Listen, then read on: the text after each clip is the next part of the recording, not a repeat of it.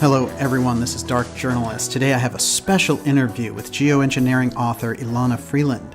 Now Elana has been researching the emerging technology menace known as the space fence, which was created by military contractors Lockheed Martin. In her book, Under an Ionized Sky, From Chemtrails to Space Fence Lockdown, she describes a process where the planet itself is weaponized, and the air we breathe is converted into an antenna, so every human being becomes a walking electromagnetic tower. The space fence was introduced as far back as the 1960s, but was first deployed as part of President Reagan's Strategic Defense Initiative, or SDI Star Wars.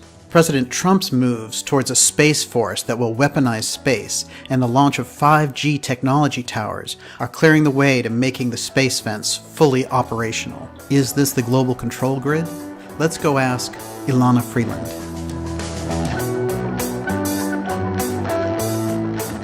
Elana, it's great to have you back with us. Now, I absolutely loved your recent book, Under an Ionized Sky, From Chemtrails to Space Fence Lockdown.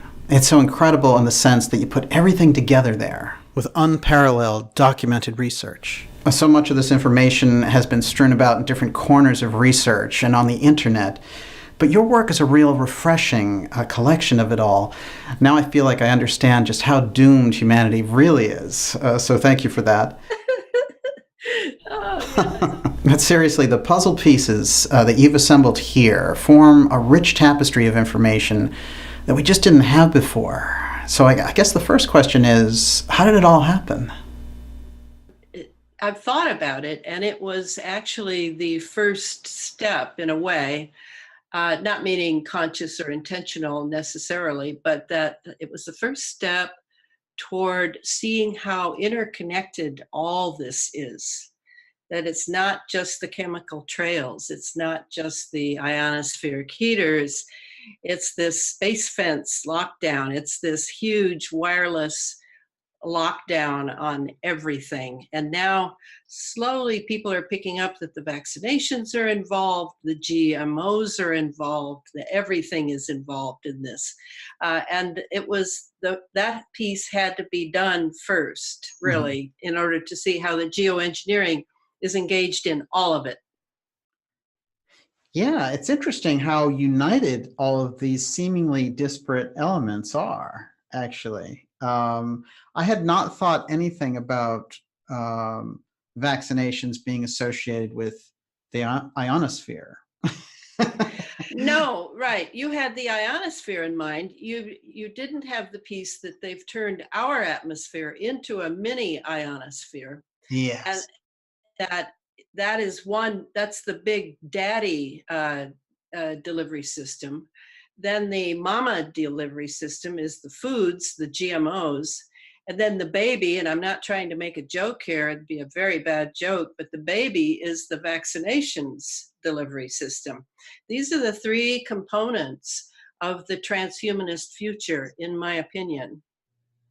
Yeah, this is amazing, Elana, because so many of these elements that you've been talking about, they do seem a lot more like, it's almost like people can start to wrap their brain around these things that you were writing 5-10 years ago. Yeah, well, not that long ago, but it's a revelation all the time. Of course, I wrote the first book in 2014. Then out of that one, there were a whole host of questions that I was then guided by, remember Billy Hayes, the harp man? Yes. Billy guided me toward the space fence piece, the SDI, back, kind of like Dracula, the return of Dracula. It's back. And he was there to help explain different components.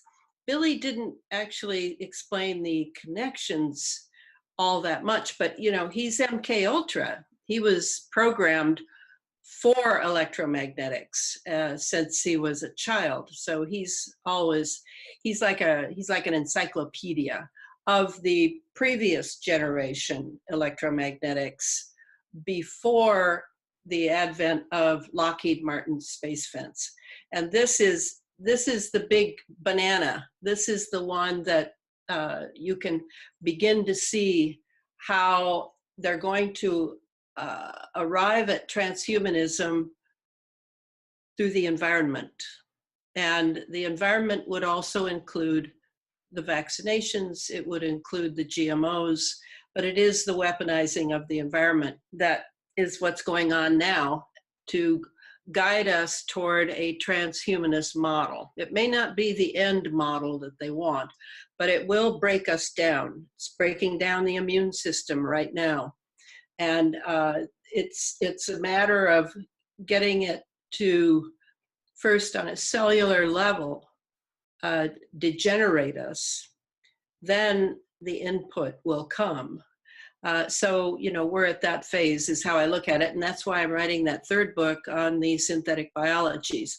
And the synthetic biology book is not going to be the textbook definition of synthetic biology, because of course they're still compartmentalizing everything to make it seem really separate from everything else. It's its own discipline. And, when you're a PhD and you're in that discipline, you don't know anything about anything else. That's the move from molecular biology to digital biology. And that's what we're engaged in now. They're plugging us in cell by cell, thanks to the nanoparticles, that some of which are now in vivo. They're alive in here. They replicate. They have features of non-biological entities and biological entities. They have a certain hive mind intelligence. They're very unique as far as parasites goes. And that's what I'm going to try to lay out in actually the most esoteric approach I've done yet. All these other two books had tons of footnotes. I was concentrating on proving. Now I kind of feel like I've done that. And now I'm going to allow the reader to see my mind on this. And as you know, my mind has been very influenced by Rudolf Steiner. It's been influenced by various spiritual experiences I've had. And I've found some really interesting books about the things I want to talk about regarding synthetic biology. I mean, it's like everything else, Daniel, it's not what it seems. Right. It's something different. And it has an intelligence to it that is quite beyond the guys at NASA and the CDC and the EPA. Very much beyond them. What is a good sort of textbook definition of synthetic biology? Well, what they say is it's basically what I just said, that we're going to move from molecular biology to digital biology. And this entails, I mean, I don't know why people wouldn't think this, but people aren't thinking very much these days. To move from molecular means to move from the actual biological, and to move to digital means to move actually to the wireless radio frequency and microwave and everything else. And that's the key. That's the key that tells you what they have in mind for us. You don't have to be a rocket scientist to get that. But how they're doing it is what has escaped everyone, because everyone still has all these different problems, wireless technology, vaccinations, GMOs, et cetera, in different categories. And so they're not able to see that we're basically being plugged in. I think the first thing that happened that really got people's attention was the 5G.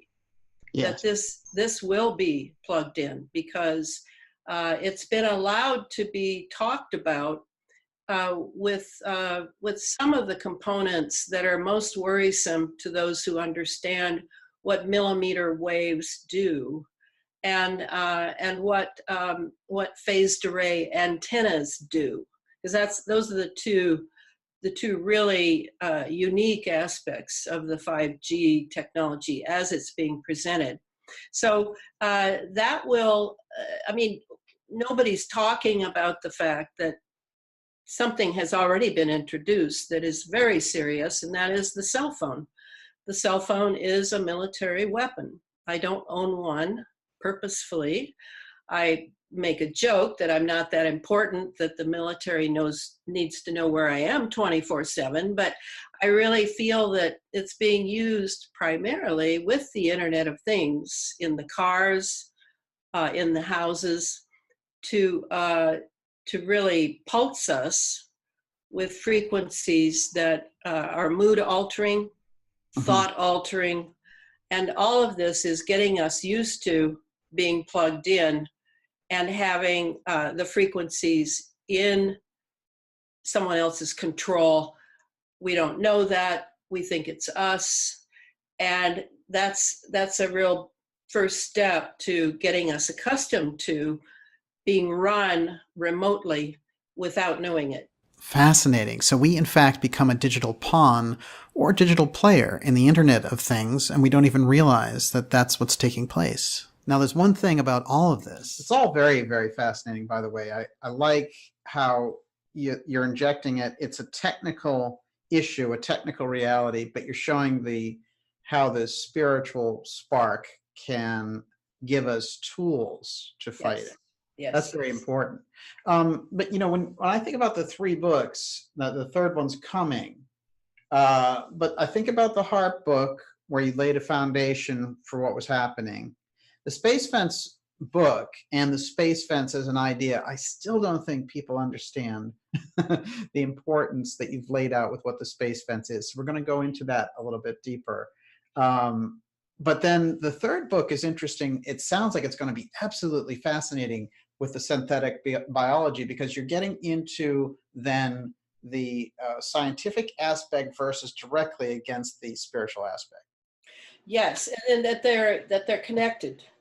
They're connected, and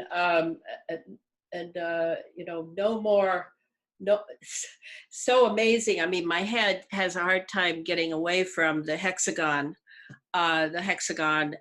things that are coming out of people's Morgellons sores. This is huge, and I'm really excited about writing about that, because I pretty much understand what's going on there at this point, at least for me. But let me do the Space Fence. Let's do the Space Fence. It's easy. It's easy.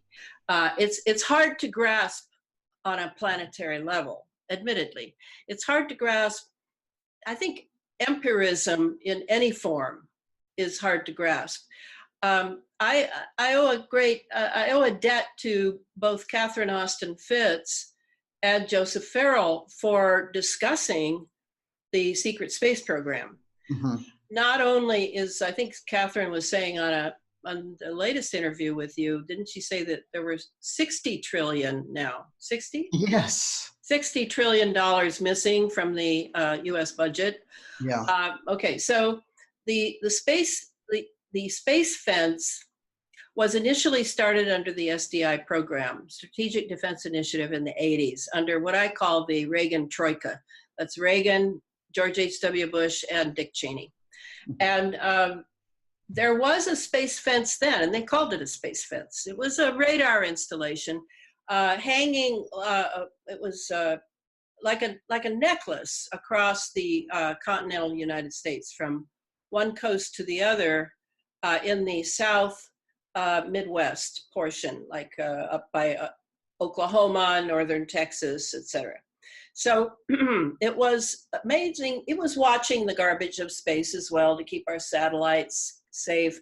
It was probably watching for ballistic missiles, but I don't think so.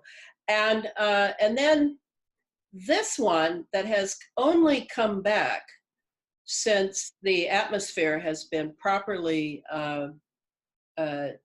readied for a big operation. We're not just watching space junk and the Russian missiles. We're now the idea now is to completely dominate, full spectrum dominance, planet Earth.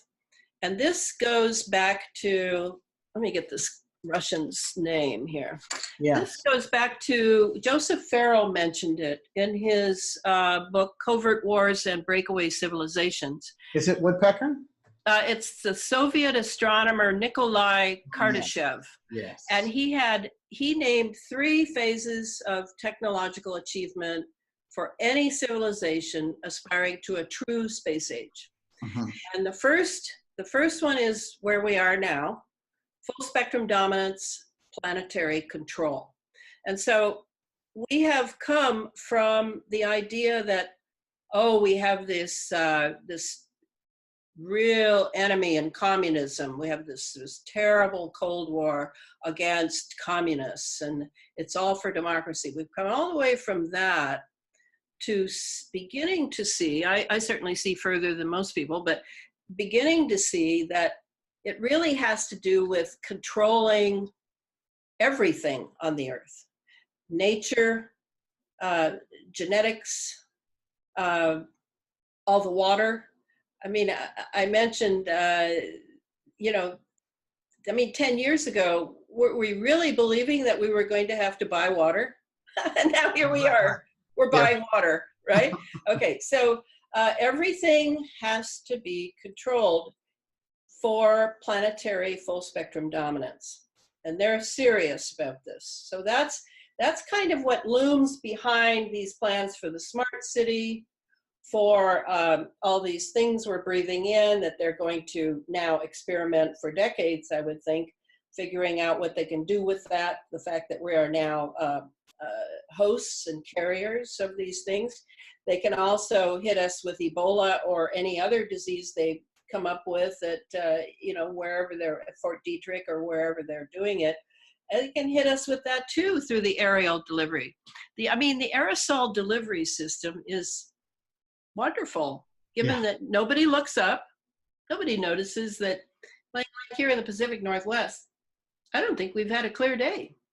We've been locked in a cloud now all summer. Wow. And some days it's cold, I mean like fall cold, and some days it's warm. So, you know, everybody just, oh, it's climate change. Yeah, it's climate change, geoengineering, I mean, global warming, blah, blah, blah. So easy to dispense, to disseminate anything they want to see what happens with their little lab rats down here, because we're all just sort of getting dopier and dopier as we're being, you know, we have different frequencies, so we're being zapped through our cell phones, we're being zapped through our nanobots.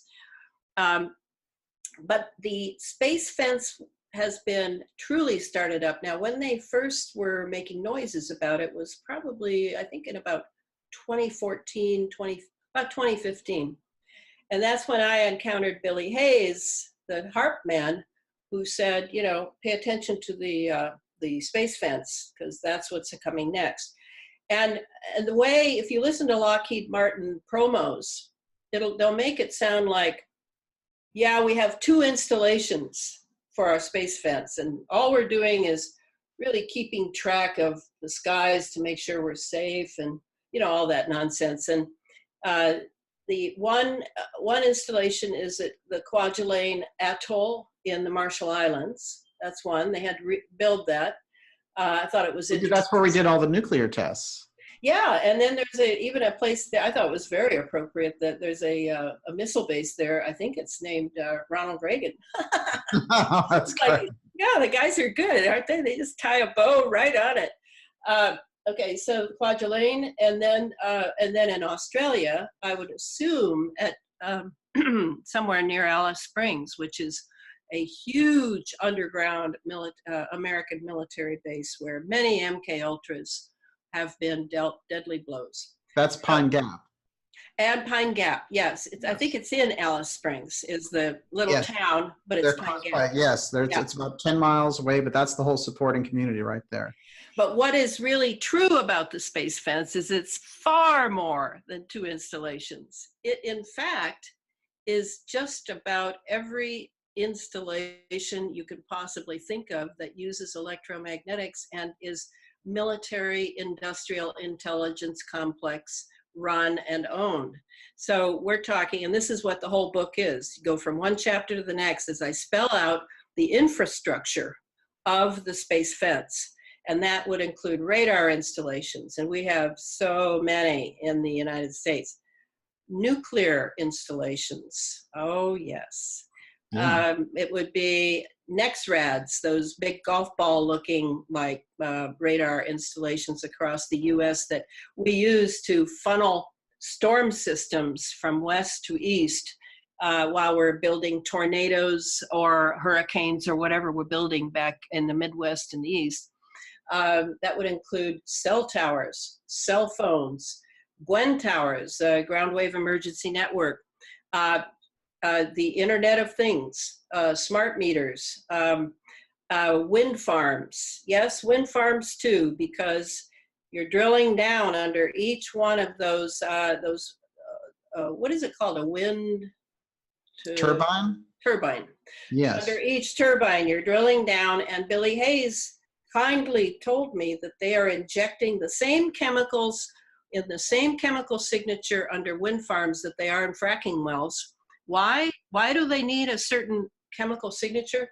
Because all of this infrastructure, or maybe just a portion in a particular region, is being activated. They all need to be calibrated the same. We are weaponizing planet Earth. And we have, how many, let's see, we have, to my knowledge, we have 1,700 military bases around the world. So if you're thinking we're just doing it here, you're wrong.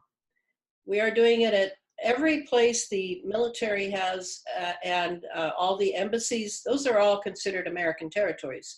So it's there too. Then there's NATO. NATO's in on this. That's all the NATO countries. And if you sign up for NATO, you have to agree to all this, that they can use your territory, your nation, for all of this infrastructure of the space fence.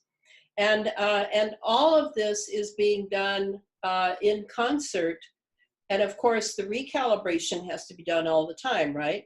Just as the sky has to be ionized all the time. So you've got plenty of activity. This appeals to people like Mr. Trump, who only have dollar signs in their where their conscience should be, and he's thinking, oh, this is great. It's just another industry. That's wonderful.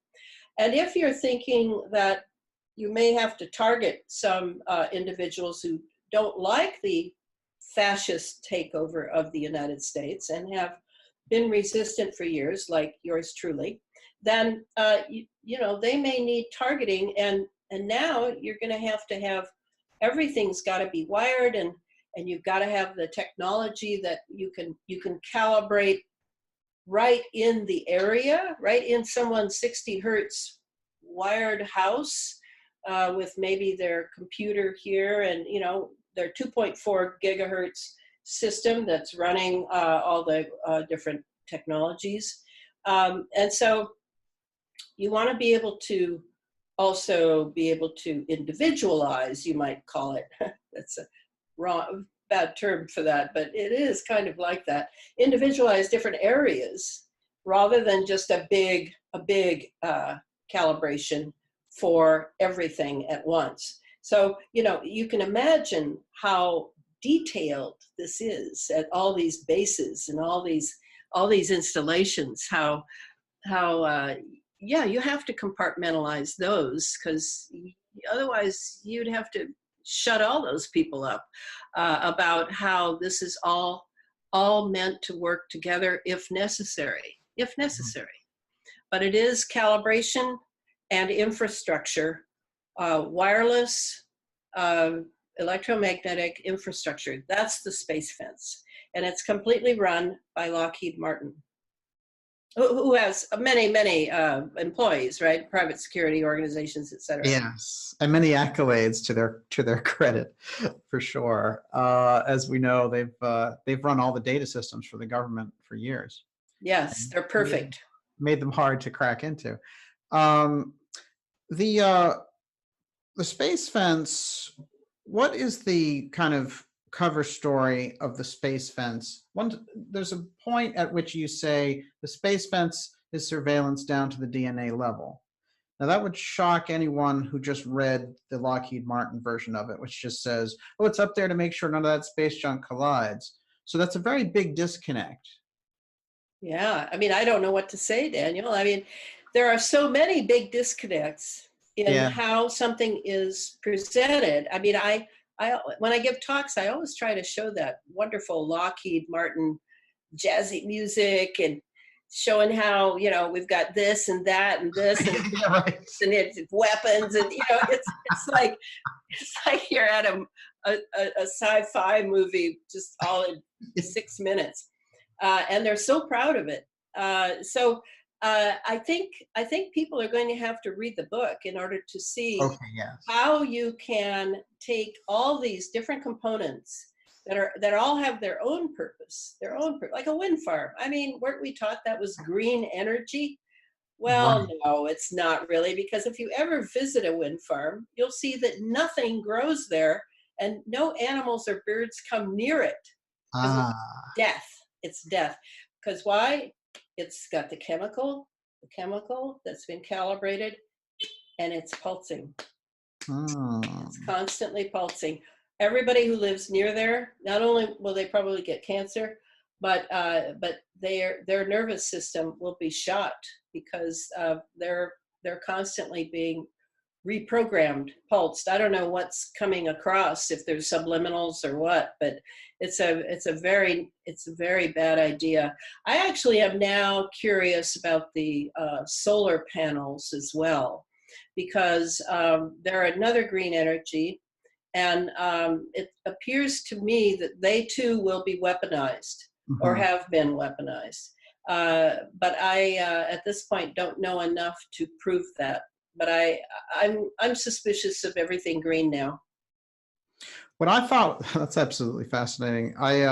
What I thought is interesting when I was looking at the space fence is that you would assume automatically that it's in space. But Oh, I see. there it is on the island. And I found that very interesting Well, too. that's only that one teeny weeny part of it, right? No, but it is in touch with satellites. Yes. Yes, it is. And then of course we have not just the jets are laying the chemical trails, but the rockets are Uh-huh. laying mass chemical trails all the way into the stratosphere.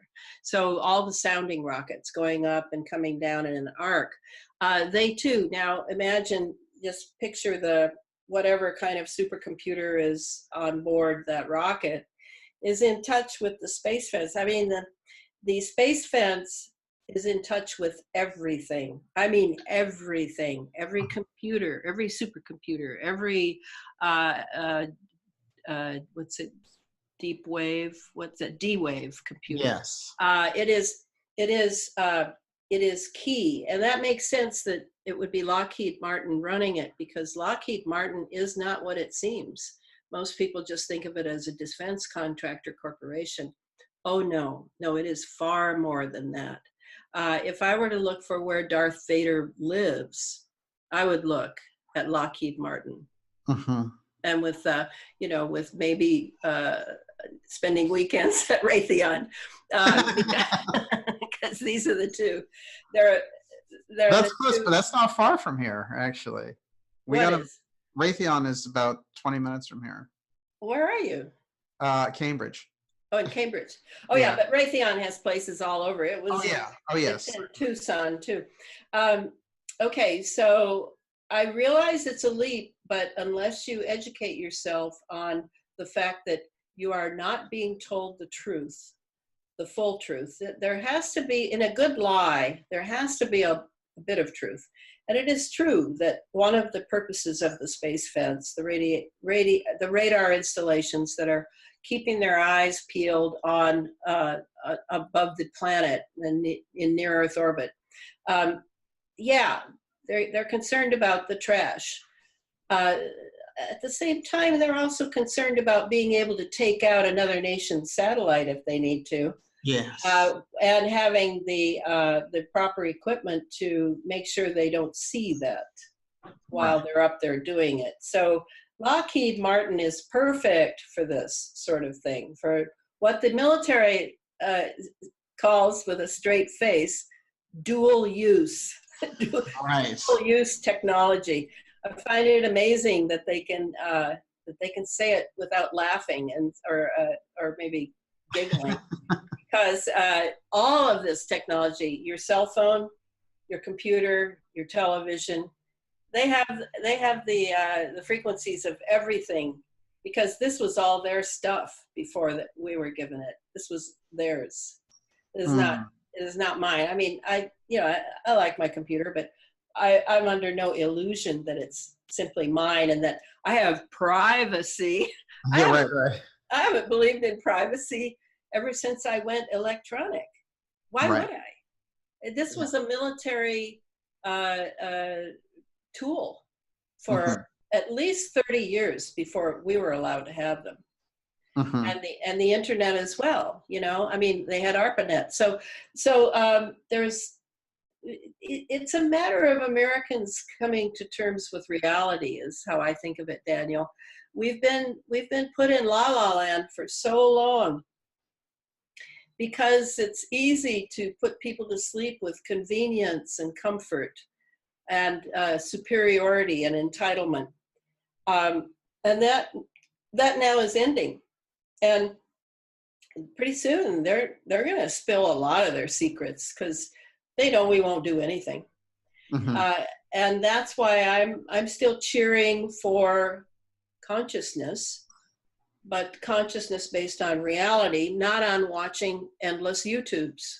No offense, but watching endless YouTubes putting you in alpha wave ain't going to do it. You're going to have to become a true thinker.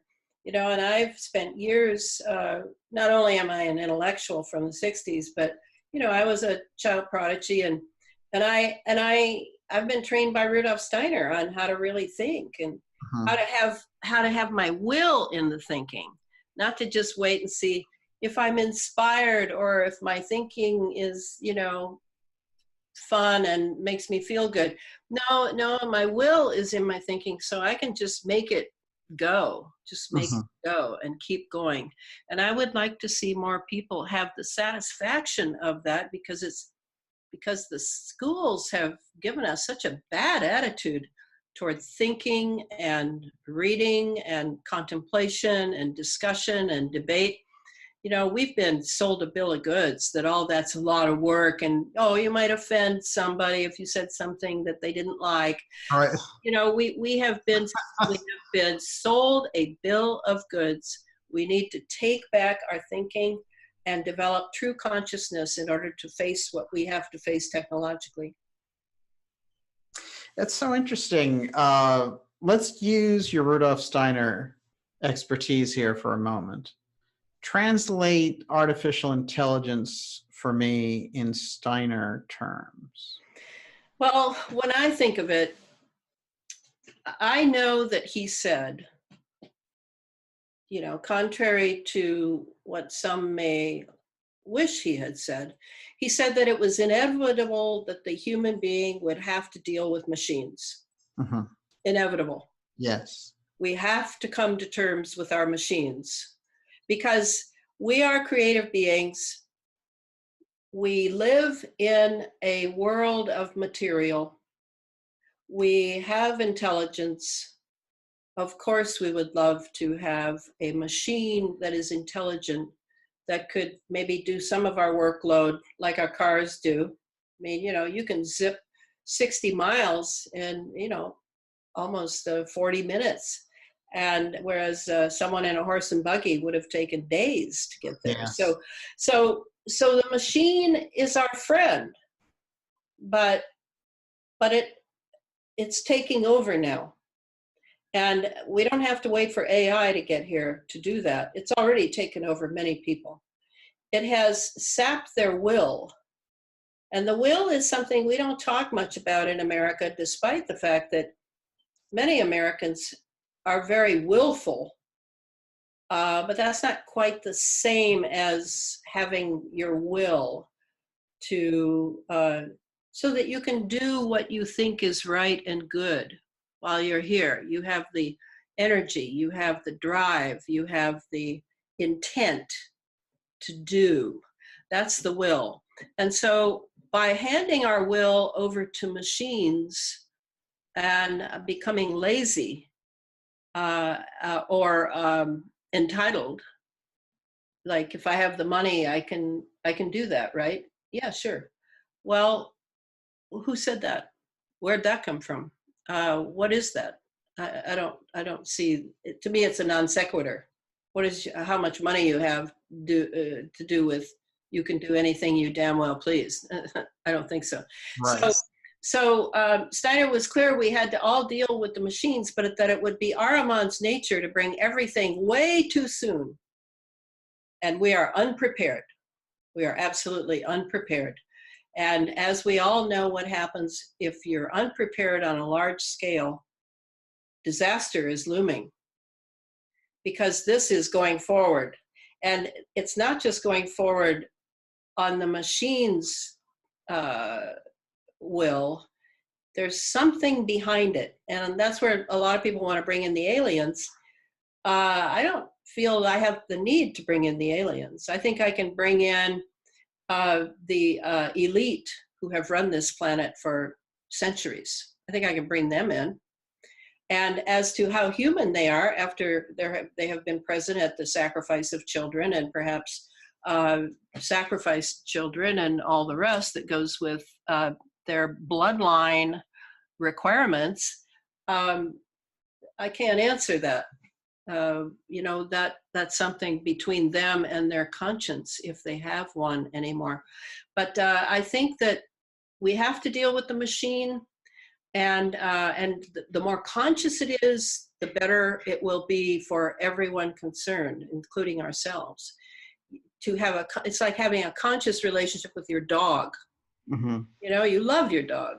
Your dog, it unconditionally loves you. There's a lot going on there.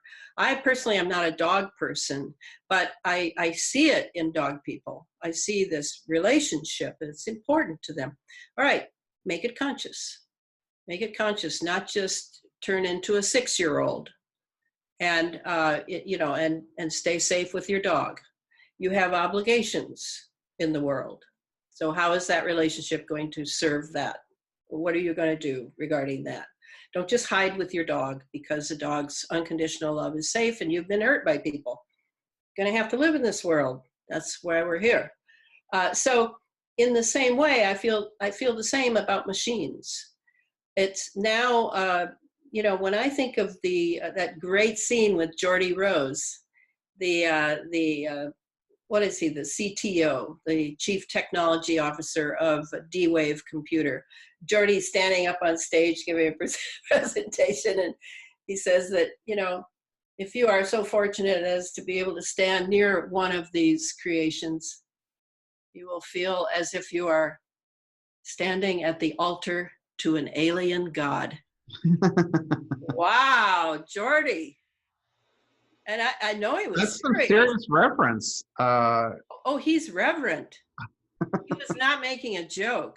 Wow. He was reverent. And I've never forgotten that scene of, yes, it's like a man and his dog. Only in this case, it's a man and a computer that is an adiabatic quantum computer. I mean, what are we talking about? We're talking about it self-programs itself. It's self-replicating. It's a force to contend with, and CERN uses it and has turned over all decision making to the D-Wave computer. Yes. Yeah. And it's at Google. Google has it, and the only military branch that I found doesn't have it is the U.S. Army. And I was like, wow, why don't they have one too? Every other branch has a D-Wave computer. So, and that's not cheap. That's at a minimum of $10 million per computer. So, so what is going on there? Well, some love affair with the machine. And Steiner said, yeah, we have that. And we're going to have to deal with it, particularly now that Ahrimanic forces are bringing it so way too fast, too fast. We are not morally ready for this at all. Right. So it's overwhelming. All of the elements that you've outlined today are absolutely fascinating because it puts us right in the bullseye in the 21st century. Yes. Of the kind of confluence of all these forces. So I guess to kind of wrap the whole thought up, as it's an ongoing, it's a moving diagram. Um, Very much. where are we headed in the next 5 to 10 years? Well, given the pace of targeting people in their own homes and on the street and in their places of work, I mean, conservatively, I would say that at least 1.5 million people in the United States are being targeted by electromagnetic directed energy weapons. And the purpose of this is not just to turn the entire United States into a concentration camp, at least consciously, it's not the purpose, but it is to experiment on human beings to see just what the brain can stand, what happens in a person's mind when they're under assault like this.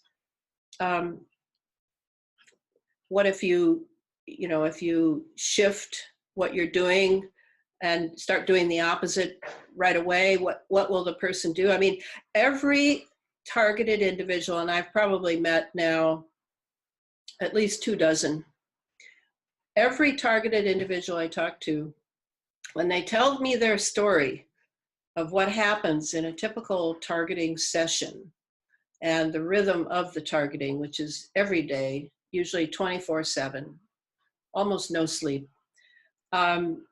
It appears to me that the one thing they all have in common is that the targeter, the one at the computer who is overseeing the targeting operation, or the cell phone, could be a cell phone, computer, which is a computer. What they all share is a very great interest in the person's response, and that's all they want. They just want a response. They don't care if it's a good response or a bad response or a strong response or a weak response. They want to see what this does to the person, and then they're taking notes. They're detailing this. So it's a vast experiment that has been going on. Gosh, if I were to say when, I suppose it's been going on since the 90s at the very least, even though the technology was able to do some of this earlier, but I would say as a program, but it really kicked into high gear with the 9/11 and the founding of that terrible department, the Homeland Security. Oh yeah. Oh. Good old, the homeland, yeah. Homeland. So yeah, it kicked into high gear, and now all sorts of private security guys are involved.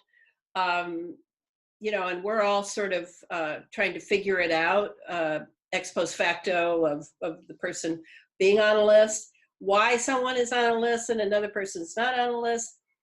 I've been hit a couple, 3 times, but I am not on the list, quote unquote, yet.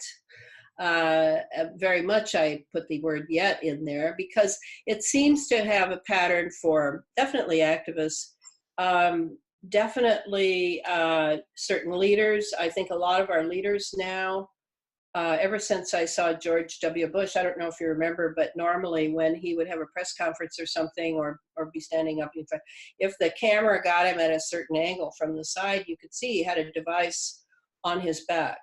And he was being fed, I don't know whether it was coming through his bones or his ears, but he was being fed his next line because, that's the kind of guy he was. Yeah. And so I think a lot of leaders now are not just MK Ultra, but targeted too. I mean, I see a very much a connection between the old MK Ultra days of would be drugs, pain, and what was the other one? Electromagnetics. But now it's gone all the way where you can program someone remotely. You don't have to take them into a clinic anymore. You still need pain, but you can dish out plenty of pain electromagnetically, no problem there. And then we have all sorts of technologies that are coming out every day that are just horrific. Example, the Invisiperp suit, where it's a camouflage way. You can enter someone's apartment completely invisible, rape them, and leave. So to me, if I were to look at the one thing that indicates we're moving very fast toward the fascist future, which won't need to have troops in the streets with guns. You don't need that. You've got your wireless technology completely weaponized. Correct. So so the smart city is going to be, the smart cities are the major rat cages where, you know, I would assume the newest stuff will be tried. And meanwhile, you've got the media still controlled, mainstream media, and they'll be lied to all the time and spew out nothing. And then you have people like me who are still telling the truth, Daniel, and still alive. Yeah. But how much longer that will last, I don't really know, because all I'm mainly doing is pretty much preaching to the choir, right? I mean, yeah, I'm picking up some new people every time who are a little bit courageous, maybe have a relative who's been saying for years, you know, the CIA is tracking me, and hasn't been believed, maybe has been in psych wards. Of course, that's part of the thing with targeting, is they want to get you in the psych ward so that then your record will be ruined. You know, and then you can really be destroyed. So to me, this is the worst aspect, right up there with pedophilia. These two things are the most hidden, and certainly a lot of families hide the pedophile thing because they're ashamed of it, and they, you know, they're protective of loved ones, even if it's a pedophile. And then the targeted people, they're not believed because everyone's ignorant of what this technology can do. And how do you catch secret guys that can't be caught? I mean, and then you catch them, maybe you catch one. Well, who do you go to now? The police department? Oh, that's a joke. They're in on it. Yeah, they're in on it. I mean, this is a federal operation. We all know the police have to stand down whether they want to or not in a federal operation. So this is a huge thing that is absolutely silent. It's unbelievable to me how silent it is. And this will be the surveillance society. It's not just the cameras and the tapping your phone and your computer. It's what's going on right in front of you with torture, and you're not recognizing it. Wow. And you have nowhere to turn. I mean, even myself, where would I go to get help for someone? And if it were me, where would I go to get help? There is nowhere. Go to a hospital? That's not going to work. I'm going to the psych ward if I go there and say this. Yeah. You know, and I mean, it's a real, this to me is such a great crime. I can't even believe it. I mean, I'm now I've written over 100 pages about the smart city to go in the book. And I'm like, am I just getting carried away here because I hate this technology so much? And, you know, how much can I write in a synthetic biology book? Well, I have to build out the smart city because that's where the synthetic biology drama is going to happen. That is where it's going to happen. And it's happening through these targeted individuals who are being experimented on in one way or another. You spend a whole chapter in the book on the targeted individuals, which I think really does the subject justice in a way that, again, just reports here and there don't really do it. I think you bring a lot of that together and show it in context. What would you say is the most kind of common tool that they're hit with? Voice to skull. V2K. Yeah. V2K.